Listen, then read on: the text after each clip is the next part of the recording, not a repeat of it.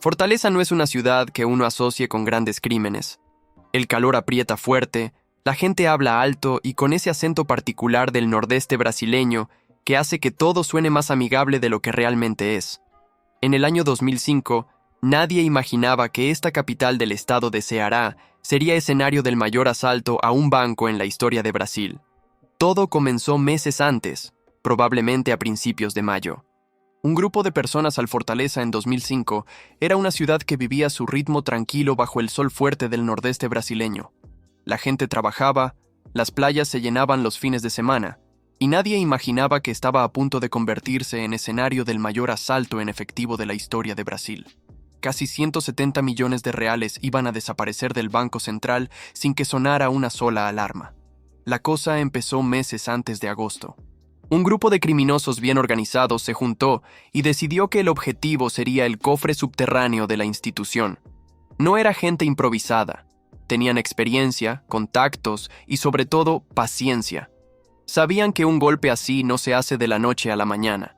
Para disfrazar toda la operación, alquilaron una casa cerca del banco. Eligieron bien el lugar, midieron distancias, estudiaron el movimiento de la calle. Después, montaron una empresa de fachada que vendía césped sintético. Le pusieron el nombre de grama sintética, simple y creíble. En esa época, el césped artificial estaba de moda para jardines y canchas, entonces nadie iba a sospechar de una tienda así. Mientras fingían vender césped decorativo y atendían clientes que entraban a preguntar precios, abajo estaban cavando. El túnel tenía 78 metros de largo. No era cualquier hueco en la tierra. Instalaron luz eléctrica, pusieron ventilación para que la gente pudiera respirar allá abajo, forraron las paredes con madera para evitar derrumbes. Era una obra de ingeniería hecha por criminales. Durante 3 meses enteros trabajaron en ese túnel. Contrataron operarios bajo falsas promesas de empleo. Les dijeron que era una obra subterránea legal, que estaban instalando cables o haciendo reparaciones. Los trabajadores no imaginaban que participaban en uno de los mayores crímenes del siglo. Llegaban, cumplían su horario, recibían su paga y se iban a casa sin hacer preguntas. La tierra que sacaban tenía que ir a algún lado. No podían simplemente amontonarla en la calle porque eso levantaría sospechas. Así que la cargaban en camionetas y la llevaban lejos. La tiraban en terrenos baldíos, la esparcían por diferentes lugares. Todo calculado para no dejar rastro. Los vecinos veían movimiento en la casa de grama sintética, pero nada les parecía extraño. Veían camionetas entrando y saliendo, hombres trabajando, material de construcción. En una ciudad en crecimiento como Fortaleza, eso era lo más normal del mundo. La cuadra estaba tranquila, el Banco Central quedaba cerca, pero nadie relacionaba una cosa con la otra. Mientras tanto, adentro del túnel, el trabajo avanzaba metro a metro. Tenían que calcular bien la dirección para no equivocarse y terminar en otro lugar. Usaron equipos de medición, probablemente planos robados o información privilegiada de alguien que conocía la estructura del banco. Cada día estaban más cerca del cofre subterráneo donde descansaban millones en billetes nuevos. La organización del grupo era casi empresarial. Cada persona tenía su función específica. Había quien coordinaba, quien cavaba, quien cuidaba la seguridad, quien manejaba el dinero para pagar gastos. Nadie hacía más de lo necesario. Todos sabían que si alguien hablaba de más o cometía un error, todo se vendría abajo. Los meses pasaron y el túnel finalmente llegó hasta donde tenía que llegar, justo debajo del cofre del Banco Central. Habían logrado lo imposible sin que nadie se diera cuenta. Ahora solo faltaba esperar el momento adecuado para entrar y sacar el dinero. Eligieron un fin de semana largo, cuando el banco estaría cerrado y tendrían más tiempo para trabajar sin interrupciones. Todo estaba listo para la madrugada entre el sábado 6 y el domingo 7 de agosto de 2005. Llegó el momento. La madrugada del sábado al domingo estaba oscura y silenciosa en esa zona de Fortaleza. Las calles vacías, el Banco Central cerrado, todo el mundo durmiendo en sus casas. Era el escenario perfecto. El grupo entró en acción. Por horas y horas se movieron entre la casa de grama sintética y el cofre del banco a través del túnel. Entraban, cargaban las sacas con dinero, salían, volvían a entrar. Un trabajo de hormiga, pero con millones de reales en cada viaje. Los billetes eran en su mayoría de 50 reales. Nuevos, recién impresos, todavía con ese olor característico del dinero fresco. Estaban organizados en paquetes, envueltos en plástico, apilados uno sobre otro en el cofre subterráneo. La cuadra se imaginaba que tenía semejante fortuna guardada justo debajo de sus pies. Cargaron y cargaron durante toda la madrugada. Al final lograron sacar aproximadamente 164 millones de reales, 3,5 toneladas en billetes. Para que se hagan una idea, eso es el peso de 2 autos pequeños pero en papel moneda. Un volumen enorme que tuvieron que transportar saca por saca a través de un túnel estrecho de 78 metros. El trabajo físico debió ser agotador. Arrastrarse por el túnel cargando peso, la ventilación que por buena que fuera no era suficiente, el calor, el polvo, la presión de saber que en cualquier momento podía aparecer alguien, pero siguieron hasta vaciar todo lo que pudieron del cofre. Cuando terminaron, cerraron todo como si nada hubiera pasado. Dejaron el túnel abierto porque no había forma de tapar eso, pero en la superficie la casa de grama sintética seguía viéndose normal. Los sacos con dinero ya estaban escondidos en otros lugares, probablemente repartidos en varias casas de seguridad que habían preparado con anticipación. El domingo transcurrió normal, el banco cerrado como todos los fines de semana. Nadie trabajando, nadie revisando nada. En algún lugar de Fortaleza, los criminosos contaban su botín y celebraban. Habían logrado lo imposible. Llegó el lunes 8 de agosto. Los empleados del Banco Central llegaron a trabajar como cualquier otro día. Encendieron luces, abrieron puertas, revisaron sistemas. Todo parecía estar en orden hasta que alguien bajó al cofre subterráneo. Lo que encontraron los dejó helados. El cofre vacío, un hueco enorme en el piso, un túnel que desaparecía hacia quién sabe dónde. Millones y millones de reales que simplemente ya no estaban. Fue como descubrir que te habían robado la casa entera sin que te dieras cuenta. La noticia corrió rápido dentro del banco. Llamaron a la seguridad, llamaron a los superiores, llamaron a la Policía Federal. En cuestión de horas todo Brasil se enteró. Los noticieros no hablaban de otra cosa. ¿Cómo era posible que cavaran un túnel de casi 80 metros hasta el Banco Central sin que nadie se diera cuenta? ¿Cómo lograron entrar al cofre más seguro del país? ¿Cómo sacaron más de 3 toneladas de dinero en una sola noche? Las preguntas se multiplicaban. Los vecinos de la zona empezaron a recordar detalles. Esa tienda de césped sintético que siempre tenía movimiento. Las camionetas que entraban y salían. Los hombres trabajando a horas extrañas. Todo empezaba a tener sentido, pero ya era demasiado tarde. La Policía Federal acordonó la zona. Inspeccionaron la casa, bajaron al túnel con linternas y cámaras. Quedaron impresionados con la estructura. No era un simple hueco cavado a mano. Era una obra pensada, con soportes, ventilación, iluminación. Alguien con conocimiento técnico había diseñado eso. El país entero estaba en shock. Era agosto de 2005, y Brasil acababa de vivir el mayor asalto en efectivo de su historia. Los números daban vueltas en la cabeza de todos. 164 millones de reales. Una cantidad casi imposible de imaginar. Y lo peor es que los ladrones habían desaparecido sin dejar rastro aparente. Pero las investigaciones apenas comenzaban. La policía sabía que un crimen de esa magnitud deja huellas. Dinero así no desaparece sin más. Alguien lo tenía. Alguien lo iba a gastar. Alguien iba a cometer un error. La Policía Federal no perdió tiempo. Montaron una operación especial y le pusieron un nombre que no dejaba dudas sobre lo que estaban buscando. Operación Facción Topo. Era una cacería en toda regla. Los primeros días fueron de análisis. Revisaron cada centímetro del túnel, tomaron huellas digitales, buscaron cualquier pista que pudiera llevarlos a los responsables. La casa de grama sintética fue peinada de arriba a abajo. Encontraron documentos, facturas falsas, recibos de alquiler. Cada papel era una pista potencial. Los investigadores empezaron a armar el rompecabezas. Rastrearon quién había alquilado la casa, quién había registrado la empresa de césped sintético, quién había comprado los materiales para construir el túnel. Poco a poco fueron surgiendo nombres. Los primeros identificados fueron Antonio Jusíban Alves, conocido como Alemão, Raimundo Laurindo y Devanir Viana. No eran criminales comunes. Tenían historiales, conexiones, experiencia en golpes anteriores. La policía comenzó a vigilarlos, a rastrear sus movimientos, a escuchar sus conversaciones telefónicas.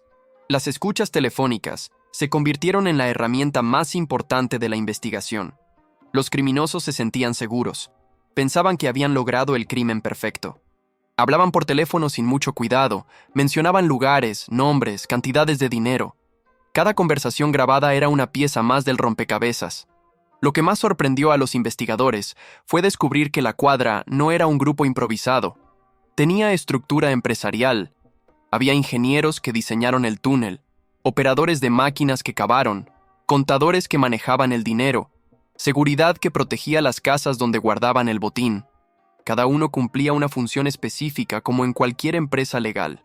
Mientras seguían las pistas, la policía empezó a entender la magnitud del plan. Habían tardado meses en prepararlo. Habían gastado dinero en alquileres y materiales. Habían corrido riesgos enormes. Pero lo habían logrado, y ahora estaban disfrutando de su fortuna en algún lugar de Fortaleza, o quién sabe dónde. La primera gran pista sólida llegó cuando las escuchas revelaron que cerca de 56 millones de reales estaban guardados en una casa en el barrio Mondubim, en Fortaleza. Era una zona residencial normal, nada que llamara la atención, pero en alguna casa común y corriente había sacos y sacos de dinero robado. Los agentes organizaron un operativo rápido. No podían dar tiempo a que los criminosos movieran el dinero. Rodearon la casa, entraron con orden judicial y encontraron lo que buscaban. Pilas de billetes de 50 reales, algunos todavía en los envoltorios originales del banco. Era una fortuna que apenas representaba una tercera parte del total robado. Las prisiones empezaron a ocurrir una tras otra. Cada detenido llevaba a otro. Cada interrogatorio revelaba más nombres, más lugares, más escondites. La red se iba desenredando lentamente pero con efectividad. Sin embargo, la policía se dio cuenta rápido de algo preocupante. El dinero no estaba todo junto. Lo habían dividido en partes y escondido en diferentes lugares. Algunos miembros de la Cuadra ya habían tomado su parte y se habían ido lejos. Otros estaban gastando de a poco para no levantar sospechas. Pero hubo quienes cometieron el error clásico. Al día siguiente del robo, compraron 11 vehículos al contado. Pagaron casi 1 millón de reales en billetes de 50. Las concesionarias recibieron maletines llenos de dinero fresco. Los vendedores quedaron felices con la comisión, pero algo no cuadraba. ¿Quién paga 11 autos en efectivo y todos en billetes de 50 reales? Esa transacción levantó alarmas inmediatamente. La policía llegó a las concesionarias, revisó las operaciones, identificó a los compradores. Otra pista más. Más nombres en la lista de sospechosos. Días después, interceptaron una carreta en Minas Gerais que transportaba autos de lujo. Algo en el operativo de rutina les llamó la atención y decidieron revisar más a fondo. Encontraron 4 millones de reales escondidos en las latarias de los vehículos. Habían soldado placas metálicas con el dinero adentro, pensando que nadie lo descubriría. En otro operativo, agentes observaron a criminosos retirando marmitas de una casa sospechosa. Parecía un movimiento inocente, gente recibiendo comida a domicilio. Pero algo no les cerraba. Decidieron invadir el local con orden judicial y encontraron 20 sacos de dinero. Más de 12 millones de reales escondidos en una casa común. Cada operativo exitoso era celebrado, pero también recordaba que todavía faltaba mucho dinero por recuperar. Mientras la Policía Federal atrapaba a algunos involucrados, el resto del botín despertaba la codicia de otros grupos. Traficantes, cuadras rivales y hasta policías corruptos empezaron a moverse. El dinero del Banco Central se había convertido en un imán para el crimen. A pesar de las aprehensiones que iba logrando la policía, la Cuadra había dejado rastros por todos lados. La prisa por disfrutar del dinero terminó siendo su perdición. Es que una cosa es robar 164 millones de reales y otra muy distinta es poder gastarlo sin que nadie se dé cuenta. El primer error garrafal ya lo mencionamos. Al día siguiente del robo compraron 11 vehículos pagando casi 1 millón en billetes de 50 reales. Las concesionarias quedaron felices al principio, pero después empezaron las preguntas. Los vendedores contaron los fajos y fajos de billetes nuevos, todos de la misma denominación. Era demasiada coincidencia. Cuando la Policía Federal llegó a investigar, los datos de los compradores estaban todos ahí. Nombres, documentos, direcciones. Algunos habían usado identidades falsas, pero otros ni siquiera se habían molestado en esconder su identidad real. Pensaron que nadie relacionaría una compra de autos con el asalto al banco. Se equivocaron. Los autos se convirtieron en prueba directa. La policía los rastreó, los confiscó, los revisó en busca de más evidencia. Y efectivamente encontraron. En algunos había mapas, anotaciones, números de teléfono. Cada auto era una pequeña mina de información. Pero el caso más sorprendente fue el de la carreta interceptada en Minas Gerais. Los criminosos habían cargado varios autos de lujo para transportarlos fuera de Ceará. Probablemente pensaban venderlos lejos donde nadie hiciera preguntas. El problema es que decidieron aprovechar el viaje para mover dinero también. Escondieron 4 millones de reales dentro de las latarias de los vehículos. Habían abierto los paneles metálicos, metido los fajos de billetes, soldado todo de nuevo. Era un trabajo casi profesional. En una inspección rápida nadie notaría nada. Pero la Policía Federal ya estaba tras sus pasos y revisó esos autos con más cuidado del normal. Cuando encontraron el dinero soldado en las latarias, los agentes quedaron impresionados con el nivel de elaboración. No era gente improvisando. Habían pensado en cada detalle. Lo que no pensaron es que la red policial ya se estaba cerrando alrededor de ellos. Días después vino otro operativo que mostró cuán cerca estaban los investigadores. Agentes en vigilancia observaron a hombres retirando marmitas de una casa en Fortaleza. Comida a domicilio, algo totalmente normal. Pero algo en el comportamiento de esas personas no cuadraba. Entraban rápido, salían más rápido todavía, miraban para todos lados como si estuvieran nerviosos. Los policías decidieron actuar. Consiguieron una orden judicial y entraron a la casa. Lo que encontraron los dejó sin palabras. 20 sacos grandes llenos de dinero. Más de 12 millones de reales apilados en una habitación. Algunos billetes todavía estaban en los envoltorios originales del Banco Central. Era dinero fresco, recién robado, esperando ser distribuido o gastado.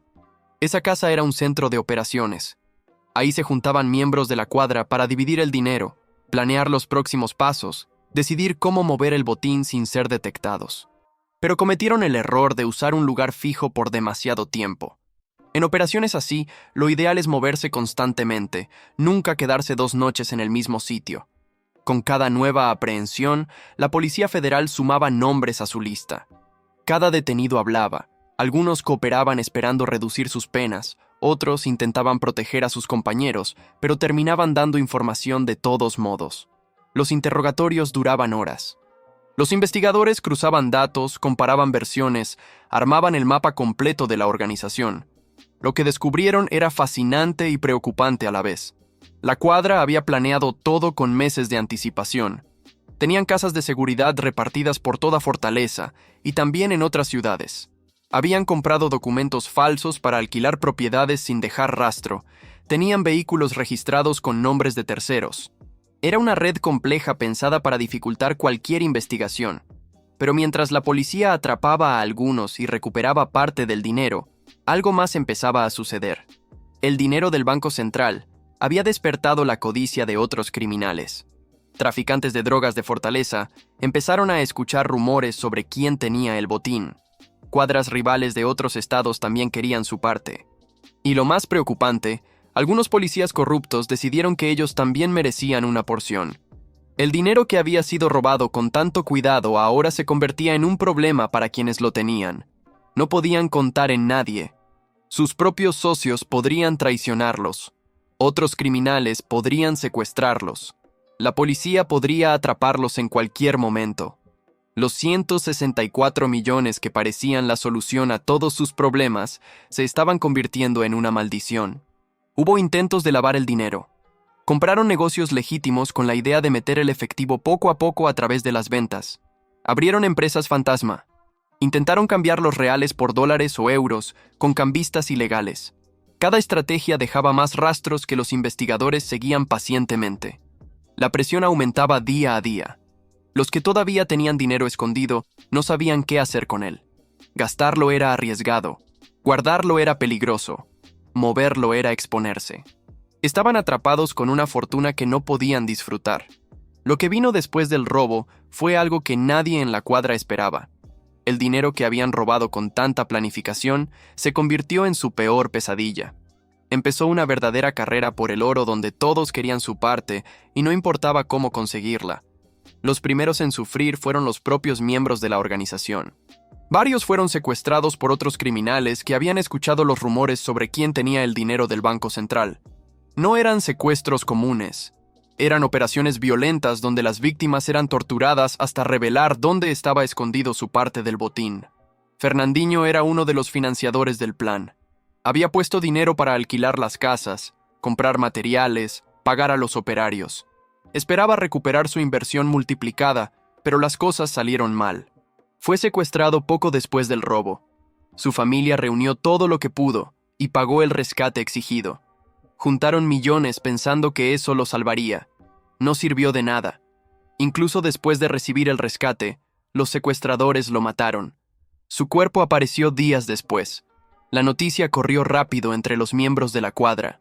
Si habían matado a Fernandinho después de pagar, entonces nadie estaba seguro. El dinero robado se había convertido en una sentencia de muerte. Otros tuvieron más suerte, si es que se puede llamar suerte, a sobrevivir pagando fortunas. Pedrão fue otro de los secuestrados. Lo tuvieron en cautiverio durante días, lo golpearon, lo amenazaron con matarlo si no entregaba su parte del robo. Terminó pagando millones para salir vivo. Cuando lo liberaron, estaba destrozado física y emocionalmente. Jan Gordo pasó por algo similar. También fue capturado, también fue torturado, también tuvo que pagar millones para que lo dejaran ir. Estos hombres que habían arriesgado todo por ser ricos, ahora estaban perdiendo ese mismo dinero para mantenerse vivos. La ironía era cruel. La violencia se multiplicó. Hubo ajustes de cuentas dentro de la propia organización.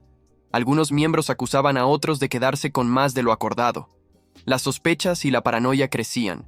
Nadie confiaba en nadie. Antiguos socios se convertían en enemigos. El dinero que debía unirlos los estaba destruyendo. Pero quizás lo más absurdo de todo fue lo que pasó con parte del botín que intentaron esconder. Algunos criminosos tuvieron la brillante idea de enterrar el dinero en tubos de PVC para que nadie lo encontrara. Cavaron hoyos en patios, en terrenos baldíos, en sitios que solo ellos conocían. Metieron los fajos de billetes en los tubos, los sellaron y los enterraron pensando que era el escondite perfecto. Semanas después, fueron a desenterrar su tesoro. Cuando abrieron los tubos se llevaron una sorpresa horrible.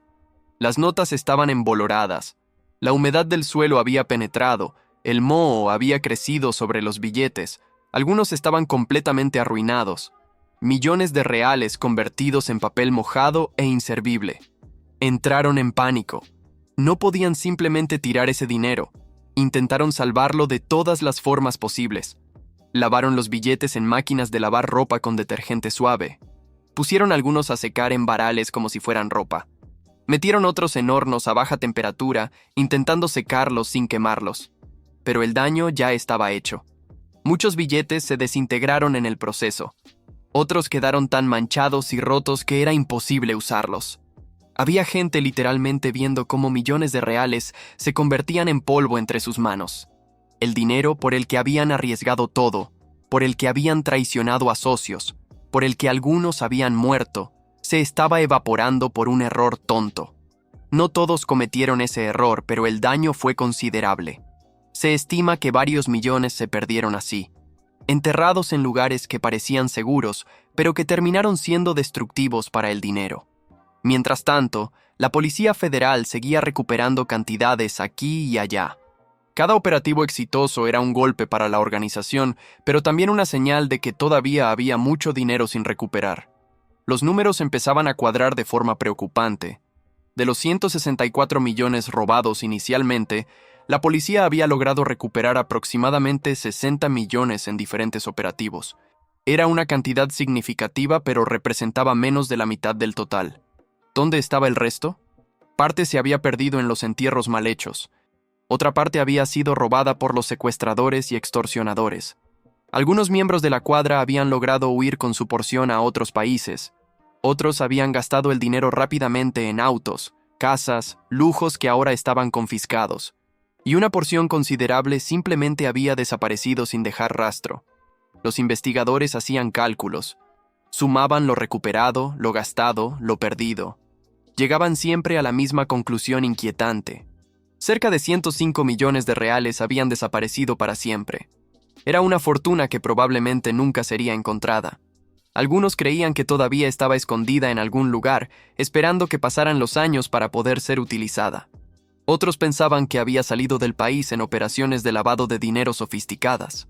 Y estaban los que sospechaban que gran parte había sido destruida accidentalmente, o robada por criminales que no tenían nada que ver con el asalto original. Lo que era seguro es que el sueño de la fortuna fácil se había convertido en una pesadilla para casi todos los involucrados. Algunos estaban muertos, otros en prisión. Muchos habían perdido todo el dinero que robaron. Los que todavía tenían algo vivían con miedo constante. Los años pasaron y la justicia fue haciendo su trabajo lentamente. No fue rápido ni sencillo. Fueron cientos de investigaciones, decenas de juicios, miles de horas de trabajo policial y judicial. Pero al final 119 personas fueron condenadas por su participación en el asalto al Banco Central de Fortaleza. Las penas variaron muchísimo. Algunos recibieron apenas 3 años por colaboración menor. Otros fueron sentenciados a 170 años de prisión por ser los cerebros de la operación. Claro que en Brasil nadie cumple 170 años de cárcel. El máximo son 30 años, pero las penas altas servían para marcar quiénes habían sido los principales responsables. Los juicios revelaron detalles fascinantes sobre cómo funcionaba la organización. Durante las audiencias se escucharon testimonios de todos los involucrados. Algunos trataban de minimizar su papel, otros culpaban a terceros, unos pocos asumían su responsabilidad con tranquilidad. Quedó claro que no era una cuadra improvisada. Había jerarquía, roles específicos, planificación a largo plazo. Los ingenieros que diseñaron el túnel recibían un porcentaje. Los que cavaron recibían otro. Los financiadores tenían derecho a una parte mayor, y los líderes se quedaban con la porción más grande. Marcos Rogério, conocido como Bocão, era el ingeniero responsable del túnel. Su testimonio fue particularmente interesante porque explicó en detalle técnico cómo lograron cavar 78 metros sin que el túnel se derrumbara. Habló sobre los cálculos de resistencia, la ventilación, el sistema eléctrico. Era casi una clase de ingeniería aplicada al crimen. Bocão cumplió parte de su pena y salió en libertad. Muchos pensaron que ahí terminaba su historia. Pero en 2023, casi 20 años después del asalto original, fue nuevamente arrestado. Las autoridades descubrieron que estaba involucrado en otras actividades criminales. Al parecer, nunca logró dejar esa vida atrás. Su nueva prisión generó titulares en todo Brasil. Era un recordatorio de que el asalto al Banco Central seguía siendo relevante casi 2 décadas después. La gente todavía recordaba los detalles. Todavía se preguntaba dónde estaban los millones nunca recuperados. Los líderes principales también cumplieron sus penas en diferentes prisiones. Algunos en régimen cerrado, otros eventualmente pasaron a régimen semiabierto. Hubo intentos de fuga, motines, traslados por seguridad. Cada uno de esos hombres se convirtió en una pequeña celebridad criminal dentro del sistema penitenciario. Con el tiempo, varios fueron saliendo en libertad. Algunos por buen comportamiento, otros por cumplir el tiempo mínimo requerido. Cuando salían, los periodistas intentaban entrevistarlos. Querían saber si se arrepentían, dónde estaba el dinero perdido, qué pensaban hacer con sus vidas. Las respuestas variaban. Algunos decían que se arrepentían profundamente, que el dinero no había valido la pena, que habían perdido años de sus vidas en prisión. Otros eran más cínicos, sugerían que volverían a hacerlo si tuvieran la oportunidad. Y estaban los que simplemente no hablaban, mantenían silencio sobre todo lo relacionado con el asalto. El caso generó un impacto cultural enorme en Brasil. Aparecieron películas intentando contar la historia, algunas más fieles a los hechos, otras tomándose libertades creativas. Los documentales analizaban cada aspecto del crimen, entrevistaban investigadores, mostraban imágenes del túnel. Se escribieron libros, algunos por periodistas investigativos, otros por los propios involucrados contando su versión de los hechos. Cada libro ofrecía una perspectiva diferente. Los policías hablaban de la investigación, los criminales hablaban del plan, los abogados hablaban de los juicios. También surgieron series de televisión. El formato permitía desarrollar más la historia, mostrar los meses de preparación, el día del robo, la investigación posterior. Algunas series fueron muy exitosas, otras no tanto, pero todas contribuyeron a mantener vivo el caso en la memoria colectiva. Hasta en universidades se estudió el caso. Profesores de derecho lo usaban como ejemplo de crimen organizado y procesos judiciales complejos. Ingenieros analizaban el túnel como un proyecto técnico. Psicólogos estudiaban las motivaciones de los involucrados. Sociólogos investigaban el impacto social del crimen. El asalto al Banco Central se convirtió en un símbolo. Representaba tanto la audacia y inteligencia aplicadas al crimen como los errores y la vanidad que llevaron a la captura. Era una historia de planificación perfecta, arruinada por errores humanos básicos. La pregunta que quedó flotando siempre fue la misma. ¿Dónde están los 105 millones que nunca se recuperaron? Cada tanto aparecían rumores, que estaban enterrados en algún lugar de Ceará, que habían salido del país, que estaban en manos de narcos, que se habían perdido para siempre. La verdad es que probablemente nunca se sabrá con certeza. Tal vez haya algo todavía escondido esperando ser descubierto. Tal vez todo se gastó, se perdió o se robó hace años. El misterio forma parte del legado del caso. Hoy, más de 20 años después, el asalto al Banco Central de Fortaleza sigue siendo recordado como el mayor robo de dinero en efectivo de la historia de Brasil. Los números impresionan. 164 millones de reales, un túnel de 78 metros, 3,5 toneladas de billetes.